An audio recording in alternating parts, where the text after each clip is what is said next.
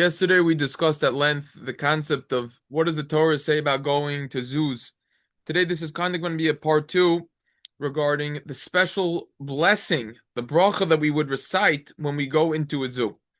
The Shulchan Aruch based on the Gemara, the Shulchan Aruch it's in Reish Chav Hey in Sivches, based on the Gemara and Brachos as the Be'er Agol already cites over here in Os Lamed, Gemara and Brachos on Nun Ches, right over there, relates Haroya. If you see the following, you recite a special bracha.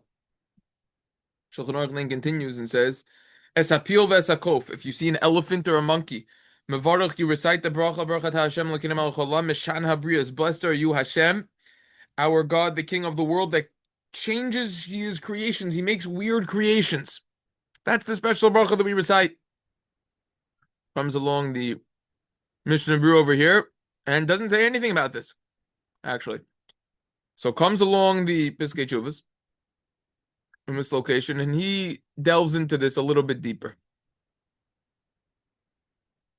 It's very interesting because the Gemara itself said other animals as well.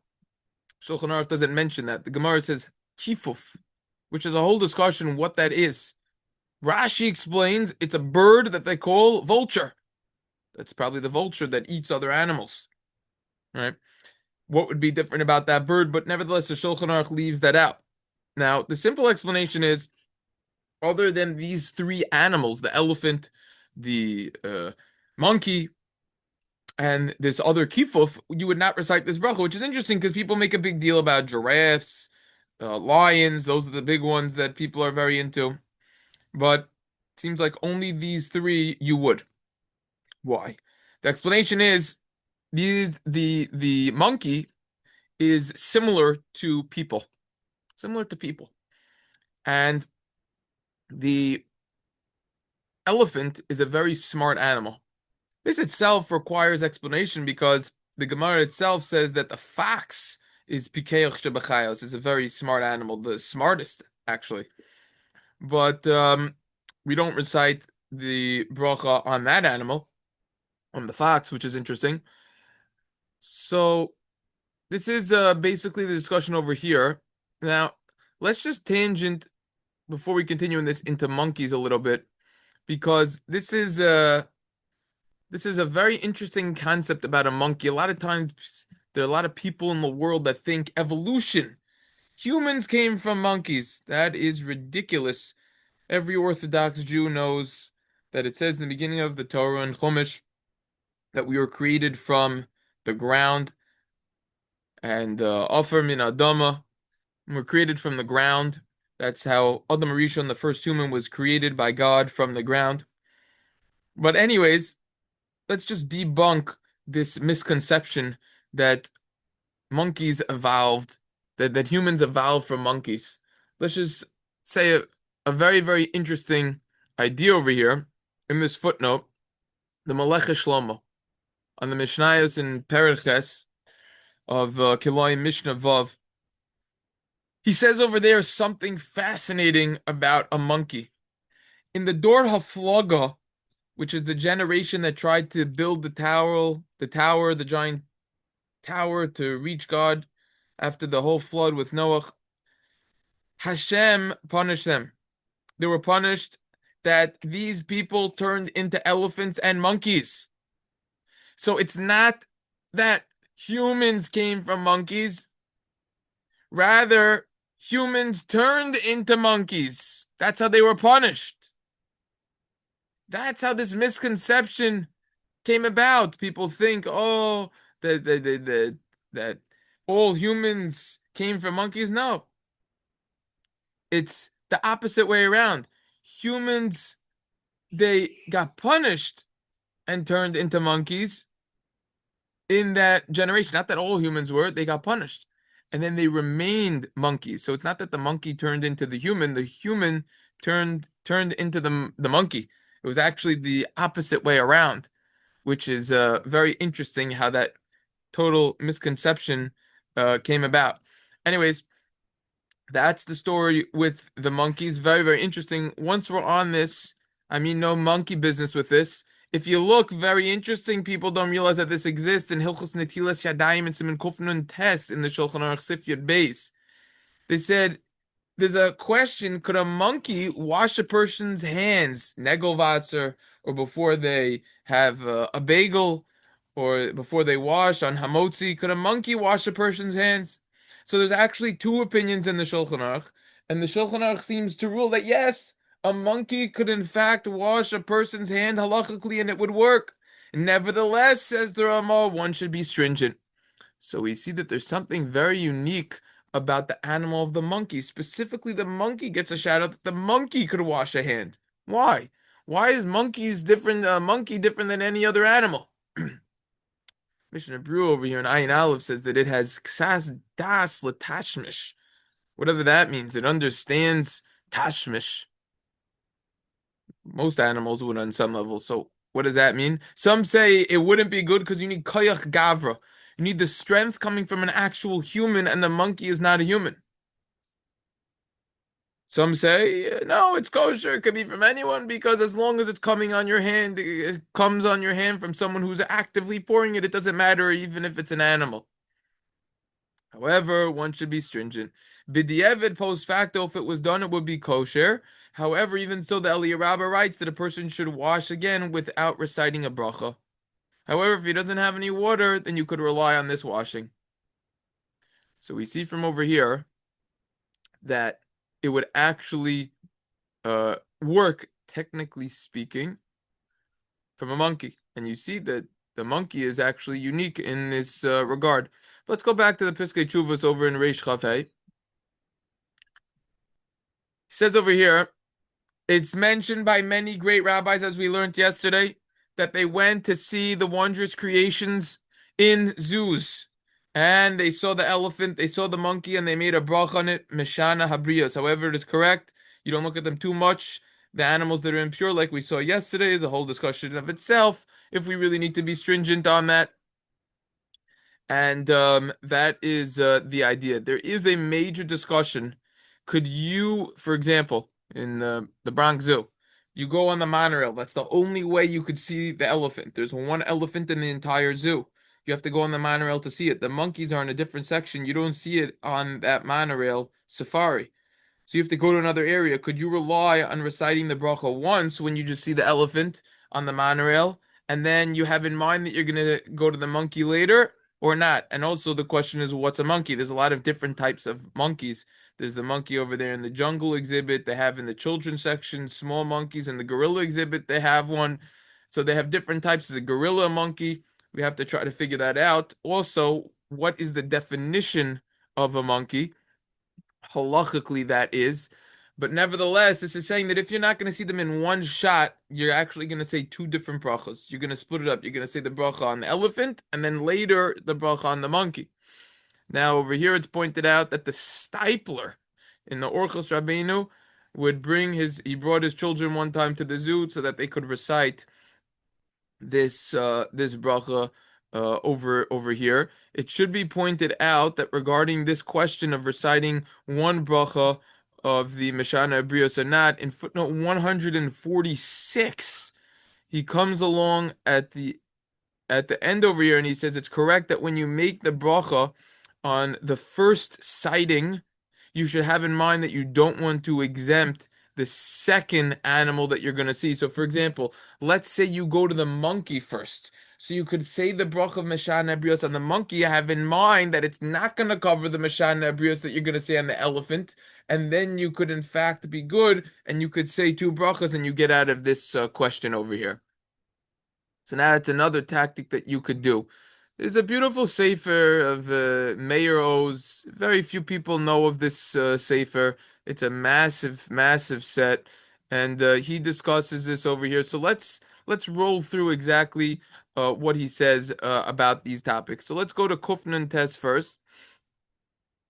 And he says over here that when we're talking about monkeys, as it's Tiferes Yisrael, on the Mishnah of Kiloim and Periches Mishnah Hey, the Gemara over there is talking about describing a monkey actually, and it could be an orangutan. How do you pronounce that? Orangutan. I think you pronounce it like that. And however you pronounce it, but it's a specific type. So the idea is that he explains very interesting. You could teach it, hence the expression monkey see, monkey do. You could teach it to do certain things and it will mimic that. For example, you could teach the animal to sit at the table and to eat with the spoon and with the knife and with the fork, and it could do that. Nowadays, he says we really only find this in the jungle, in forests and jungles in Africa. However, it could be in different areas as well. Hari Lebanon in Israel, and there are big forests over there. And that's Indian. And then he says it looks like humans, which is very interesting. In many ways, they're similar. You wouldn't have a problem of being it wouldn't have the same status of being impure like Tumas Ohel if it passed away. The Lavush comes along and says that that's why you could use it to wash your hands. A monkey over here. That's basically the idea over here. And it's very similar to an animal. That's what the Meiri says as well. According to this idea, you couldn't use other animals. It's unique with the monkey. However, the Eliaraba argues on this and says that no, all animals could technically do it. It's just it's the norm that monkeys would wash a person's hand if they were able to. That's the idea over here. Um, so that's basically unique about this over here. Whole discussion and about this. The Emes Yaakov comes along and explains that why we only recite the bracha of Meshana Brios on an elephant and a monkey, and that same explanation that we saw that humans turned in to monkeys when they got punished in that generation, those who were involved, and the elephant also is very special. We'll see about that as to why the Rashbates. We'll see soon why the Rashbates writes in his Sefer Magen Avos that the elephant is he says is the Baal Chai Chacham Ma'od. It's a very very smart animal. That's what he says in the Magen Avos Perek Gimel, and no one is able to understand humans as well as elephants do understanding humans. Not only that, elephants are able to understand what we say, what we speak. They could, in multiple languages, they're able to understand what we say, which is incredible wisdom if you think about that.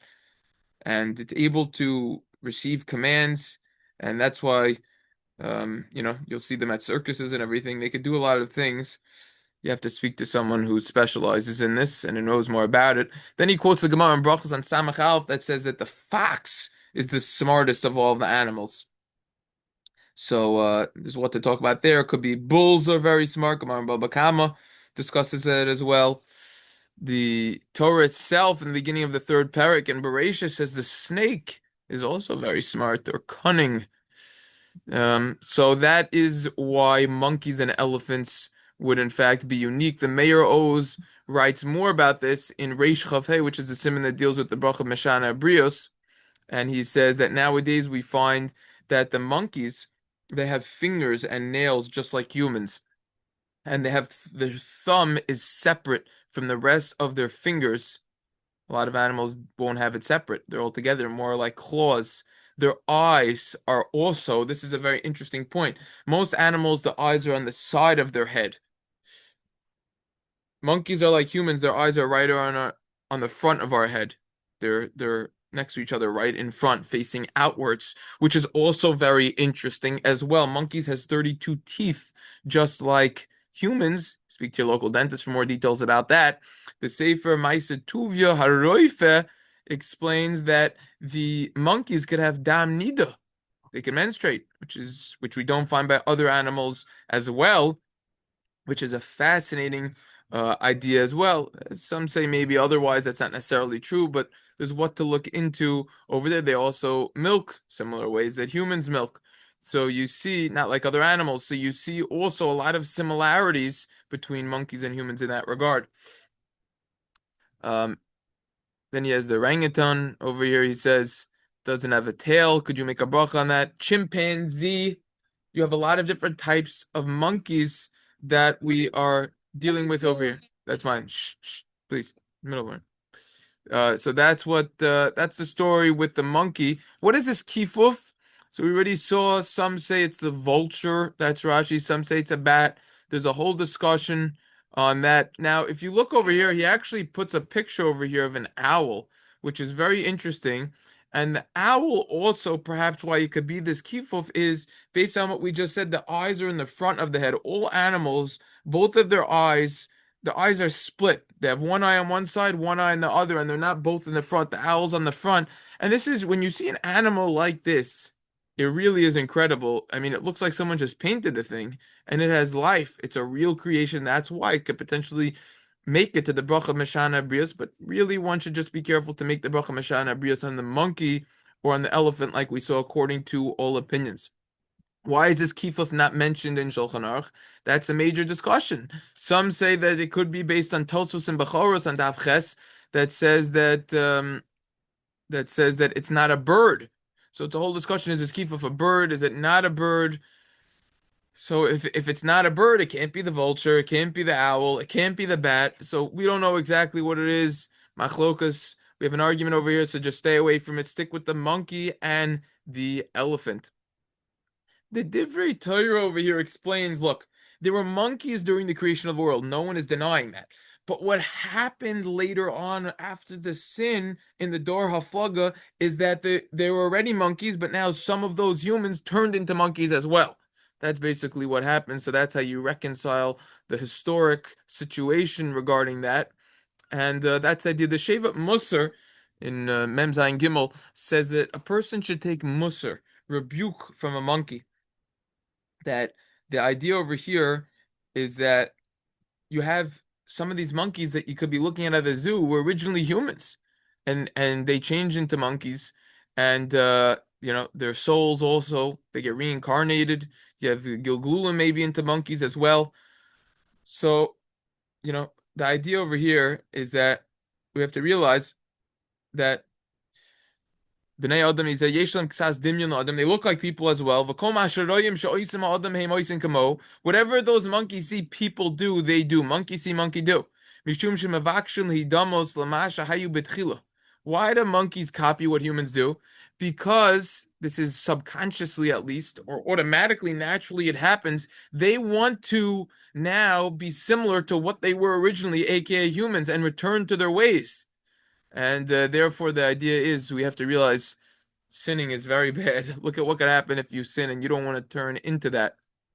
And that's what it is. Rabbeinu Bechai explain. Rabbeinu Benoyach, excuse me, in Brachos in Perik Yud, Hilchos Brachos Perik Yud Halacha Gimel says that the elephant, it's a weird creation, and therefore you need to thank Hashem that He can make such a interesting and a different type of creation. That's an interesting point. There's a whole very applicable shaila if you see a elephant or a monkey through a type of glass partition, not a glass, a transparent window-like structure, aka many times at the zoo, they have those so that the monkeys can't jump out, right? A netting would not be a problem, but the question is the glass, right?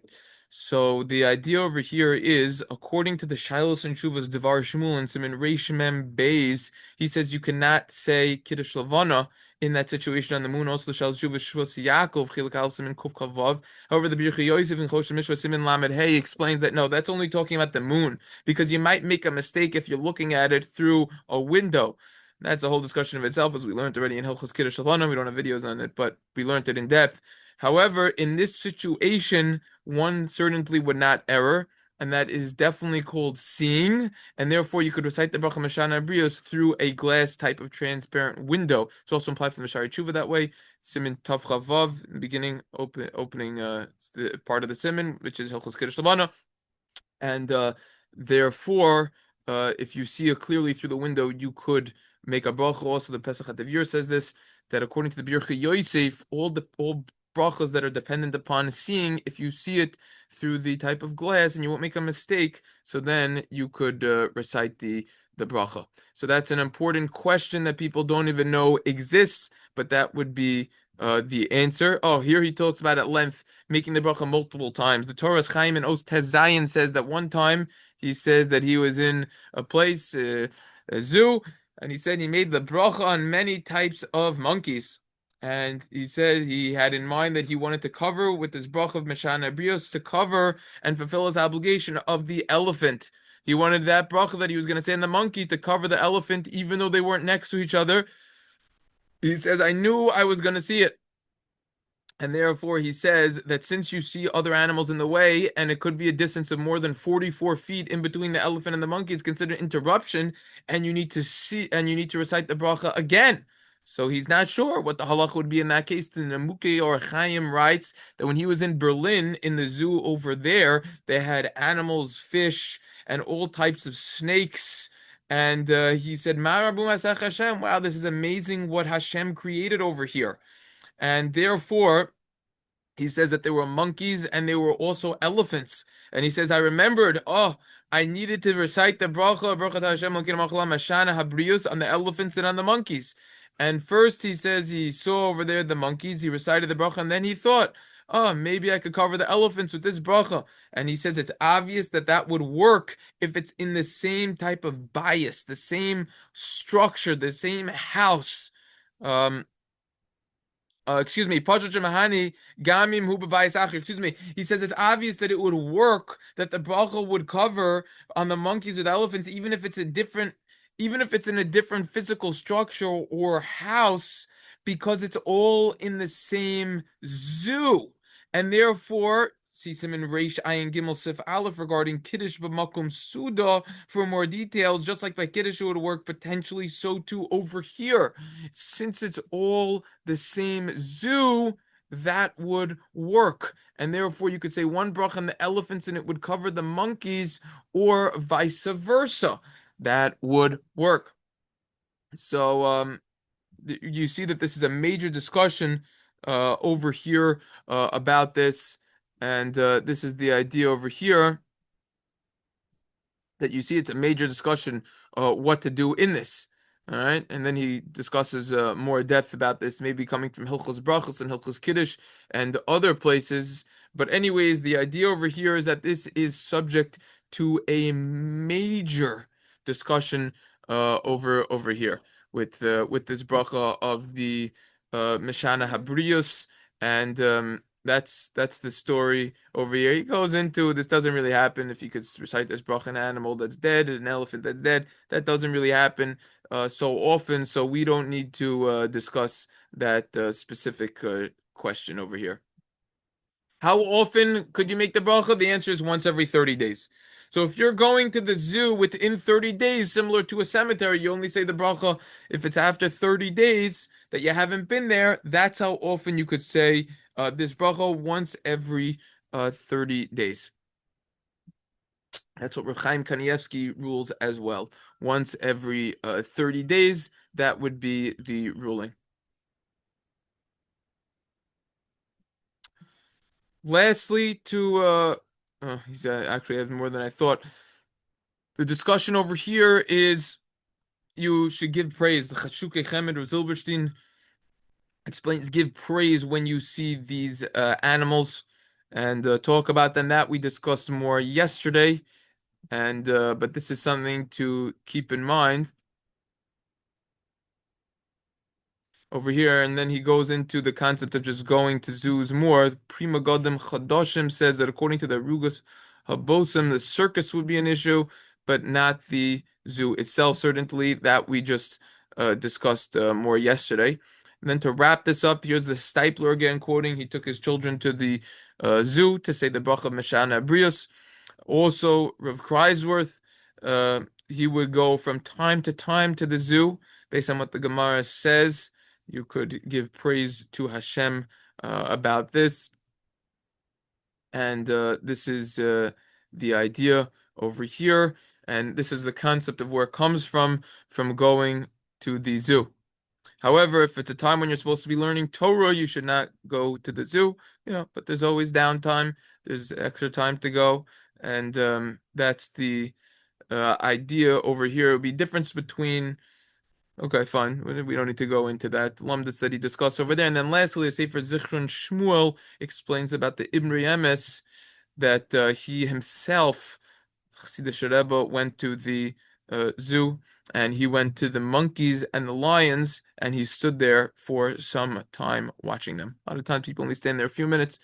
Stand there, watch. It's interesting. So that is basically the stories with zoos. Any questions or comments on anything that we just did? So the Rub mentioned, I guess you can only make the Mashana Brias once every 30 days, but if you see an I guess a kof and a peel Yeah. the same day or within a couple of whatever it is, you're allowed to say it twice, right? Yeah, that was subject to a major discussion. There are different opinions. It seems like whatever you do is fine. Um, some say also you don't even say the bracha with Shem Hashem. It seems like the general halacha is that you do. Um, some say you just say Baruch Mashana Brios. But yeah, if you're getting affected from it, you should probably say you're saying, "Wow, that's an amazing thing," and that's why the zoo's so special. You see so many animals that you never even knew existed, and creatures. And I probably personally, uh, I'm gonna have in mind next time I go that it should probably cover the other animals Uh-huh. just to just to cover And those who say that it would work, and just to cover everything. Because it's what you could do also, which is a smart thing. You could go and you could say the bracha, and most times when people go, they go with someone else, and